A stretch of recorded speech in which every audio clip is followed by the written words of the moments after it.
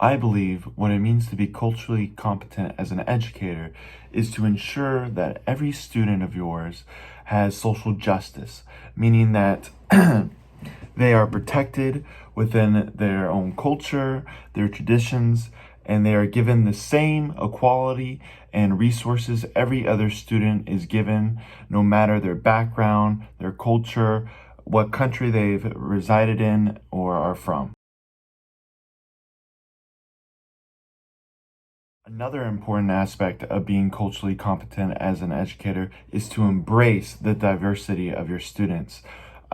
This can happen in many ways, encouraging students to discuss with their peers and with you about their background, their traditions of their culture, and to also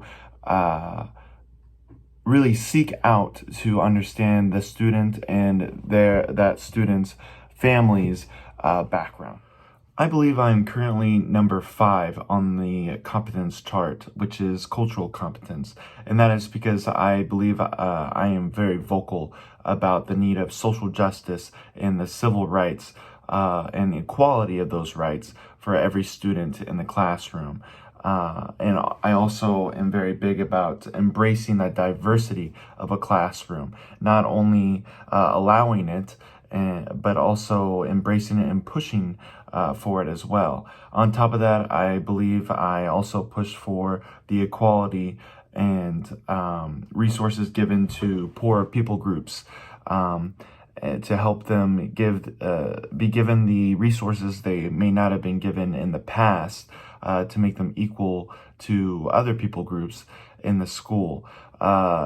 Specific issues that would result in this would be things such as school lunch debt, which is very common in the United States school system, where children who have to have the government or cannot pay for their lunch is in a thing called school debt, where they owe a certain amount of money for their school. They're given the food, but they have a certain tab. I think that is absolutely ridiculous. And at the age they are, a child should not have to worry about be given a meal at the place where they're supposed to be educated. On top of that, I believe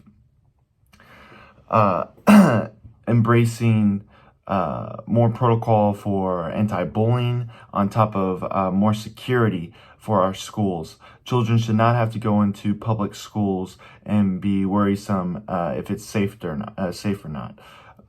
For example, recent school shootings. I think there are several different ways in order for me to bring myself to the next level of cultural competence.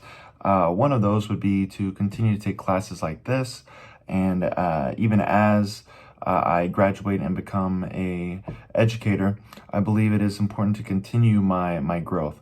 Therefore, reading books about it, and also taking further classes such as the cultural competence and racial and social justice courses that the National Education Association actually offers for all educators in the United States.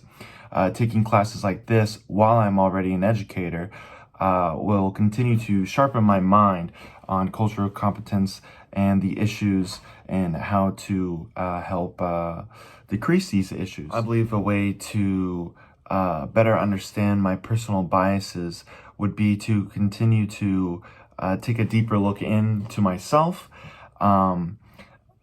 while being a student, and then while I'm an actual educator, to continue to take feedback from the students, from the other teachers that may be able to listen into some of my classrooms, and to continue to positively take the criticism and feedback as a way to better my teaching abilities, and also to better the way I protect the student's safety and personal learning, and also how to harness the ability to teach them better. In my opinion, I think the best way to harness cultural inclusivity in your classroom is to learn about the student's background and on a personal level. Get to know the students in a genuine way, just through common conversation, and also get to know their family and the family's background, where they were from, what they've been through, their own family traditions and their culture's traditions, and have a positive conversation, not only one-on-one, but also embrace it within the entire classroom. Be open about each other's backgrounds. Share your own background, even if I'm just American. We still have our own cultures and our own traditions. Sharing that with them, and then having them share their culture and their traditions and their background with you and the entire class really builds a much more positive learning experience and environment, while also bringing a touch of inclusivity to it. While I was a volunteer English teacher in Gambia, I think this is a great example, because they were very interested in my background and my traditions, as they've never been to America or ever heard of America, and heard of the American traditions. And the way I responded was I would explain it in a way that would also relate to how they do that certain thing, or how they celebrate that certain tradition. As I had already learned a lot about how they celebrated, I would relate it to the differences and the common aspects of it, of each tradition, which helped relate it and just give each of us a better understanding of our culture. I personally believe it is incredibly easy to let your own religious beliefs and your overall viewpoints to influence the way you look at others and their viewpoints without you even realizing it, which is why I think it's all the more important for educators to ensure that they are not only allowing other religious beliefs in the classroom, but also embracing them. And I think the way to do this is to personally learn about your students' religious and beliefs and viewpoints. But not only that, but also push it forward and learn about it with the whole class.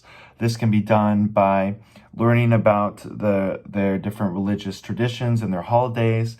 And if the school deems it appropriate, celebrate those holidays and traditions in the classroom. I know almost all United States classrooms and schools celebrate common holidays such as Easter and Christmas, and they'll have parties and decorations. But those holidays are really only focused on one religious belief.